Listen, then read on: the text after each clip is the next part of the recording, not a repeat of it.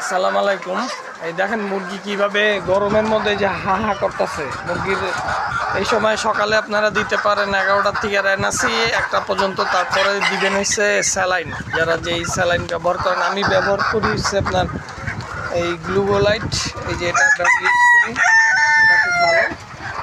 এক লিটারে 2 গ্রাম ইউজ করতে পারেন, ঠিক আছে, এটা দিতে পারেন। আর এই সময় দুপুরে কোনো খাবার দিবেন না। এই যে গরম 35-36 এখন, এই সময় কোনো খাবার দিবেন না। খাবার দিলে কিন্তু মুরগি স্টক করতে পারে, মুরগি স্টক করার অনেক ঝুঁকি থাকে। এই সময়টা আপনারা সকালে খাবার দিবেন। আর যদি গরম থাকে এই সময় 1টার পরে আর কোনো খাবার দিবেন না। 11:30টার মধ্যে খাবার দিবেন, তারপরে একদম বিকালে খাবার দিবেন। দুপুরে কোনো খাবার দিবেন না। দুপুরে যদি খাবার দেন তাহলে মুরগির স্টক করার অনেক ঝুঁকি থাকে।